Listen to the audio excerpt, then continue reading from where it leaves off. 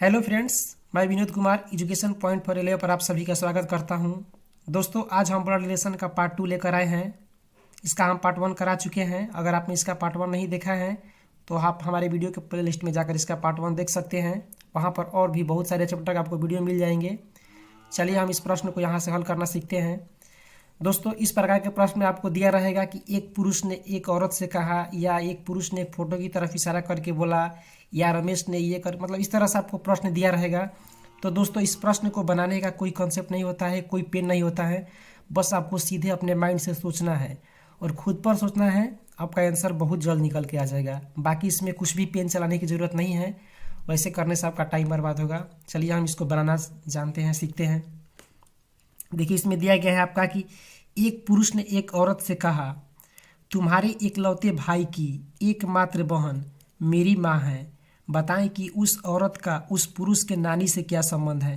तो दोस्तों देखिए, हमको खुद से कैसे सोचना है कि एक पुरुष ने एक औरत से कहा। मान लीजिए आप पुरुष हैं, एक औरत से कह रहे हैं कि तुम्हारे इकलौते भाई, यानी उस औरत का इकलौता भाई की एकमात्र बहन।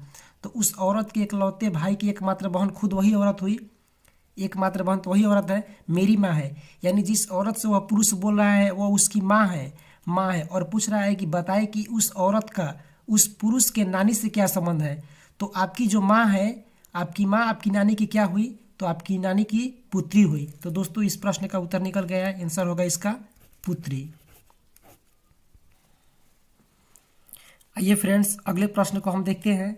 अगले प्रश्न में आपका दिया गया है कि सतीश की ओर इशारा करते हुए अशोक ने कहा, वह मेरी बहन के इकलौते भाई का पुत्र है।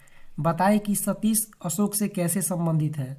चलिए देखिए तो दोस्तों, इसको कैसे सोचना है। सतीश की ओर इशारा करते हुए अशोक ने कहा, अशोक कहता है कि वह मेरी बहन के इकलौता भाई।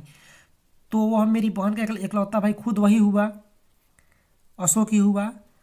भाई का, वह मेरी बहन के इकलौते भाई का पुत्र है।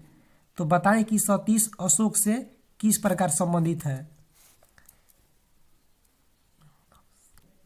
देखिए फ्रेंड्स, यहाँ पर अशोक ने बोला कि वह मेरी बहन के इकलौते भाई का पुत्र है। तो इकलौता भाई खुद अशोक ही हुआ। बताएं कि सतीश का अशोक से किस प्रकार मतलब संबंधित है। तो ये जो सतीश है अशोक का अपना पुत्र है, तभी तो यहाँ पर बोला है कि वह मेरी बहन के इकलौते भाई। बहन का इकलौता भाई कौन हुआ? खुद अशोक ही हुआ। और सतीश की तरफ बोला है, तो सतीश जो है अशोक का क्या है? पुत्र है। चलिए फ्रेंड्स, अब अगले प्रश्न को देखते हैं। चलिए फ्रेंड्स, अगले प्रश्न को देखते हैं।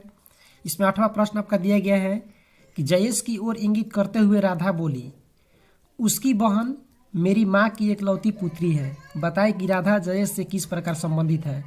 तो दोस्तों, यहाँ पर राधा बोली जयेश की तरफ इशारा करके कि उसकी बहन मेरी माँ की इकलौती पुत्री है। तो मेरी माँ की इकलौती पुत्री कौन हुई? खुद राधा हुई। और यहाँ पर दिया है कि उसकी बहन जो है मेरी माँ की इकलौती पुत्री है। तो राधा ही है जो मतलब इस माँ की पुत्री है और जयेश की इकलौती बहन है। तो यहाँ पर क्लियर हो गया। और पूछ रहा है यहाँ पर कि बताए कि राधा जयेश से किस प्रकार संबंधित है। तो राधा जो है जयेश की बहन है। अगले प्रश्न को देखते हैं दोस्तों। इसमें आपका प्रश्न दिया गया है कि एक स्त्री का परिचय देते हुए एक पुरुष ने कहा, उसके पिता का एकमात्र पुत्र मेरा पिता है। बताएं कि उस महिला से पुरुष किस प्रकार संबंधित है। तो दोस्तों, जैसा कि आपको हम बता चुके हैं कि ऐसे प्रश्न को जब भी देखिए तो आप खुद पर सोचें, बहुत जल्द आपका आंसर निकल के आ जाएगा। जिसे देखिए यहाँ पर दिया है कि एक स्त्री का परिचय देते हुए एक पुरुष ने कहा। मान लीजिए आप यहाँ हम कह रहे हैं कि उसके पिता का एकमात्र पुत्र मेरा पिता है। तो उस स्त्री के उसके पिता का एकमात्र पुत्र क्या हुआ? उनका भाई हुआ। ठीक है, उनका भाई हुआ। और पुत्र मेरा पिता है, वही पुत्र मेरा पिता है। तो आप अपने पिता की बहन को क्या कहेंगे? बुआ। वही पूछ रहा है कि बताएं कि उस महिला से पुरुष किस प्रकार संबंधित है। तो जो महिला है पुरुष की बुआ है। तो जो पुरुष होगा महिला क्या होगा? यहाँ पर आपका आंसर होगा भतीजा। चलिए फ्रेंड्स, अगले प्रश्न को देखते हैं। अगले प्रश्न में आपका दिया गया है कि यदि मोहिनी कहती है कि राजीव के पिता मेरे पिता की एकमात्र पुत्र हैं, तो मोहिनी का राजीव से क्या संबंध है। देखिए दोस्तों, इसको कैसे सोचना है। यदि मोहिनी कहती है, मोहिनी जो है राजीव के बारे में, राजीव के जो पिता है मेरे पिता के एकमात्र पुत्र हैं, तो मेरे पिता के जो एकमात्र पुत्र हैं वो मोहिनी के क्या हुए, भाई हुए। मोहिनी के क्या हुए, भाई हुए। और यहाँ पर दिया है कि राजीव के पिता मेरे पिता के एकमात्र पुत्र हैं, तो मोहिनी का राजीव से क्या संबंध है। राजीव के पिता जो हुए वो मोहिनी के भाई हुए, क्योंकि यहाँ पर दोस्तों दिया है कि राजीव के पिता मेरे पिता के एकमात्र पुत्र हैं। तो मेरे पिता के एकमात्र पुत्र जो है, ये जो मोहिनी बोल रही हैं, तो ये जो पिता है मोहिनी के भाई हैं और राजीव के ये पिताजी हैं। तो राजीव जो है अपने पिताजी की बहन को क्या कहेगा, अपने पिताजी के बहन को हम क्या कहते हैं, बुआ कहते हैं। तो यहाँ पर उत्तर होगा कि मोहिनी का राजीव से क्या संबंध है, तो फुआ कह सकते हैं या बुआ। मोहिनी का राजीव से क्या संबंध है, बुआ। इसका बुआ आंसर होगा दोस्तों।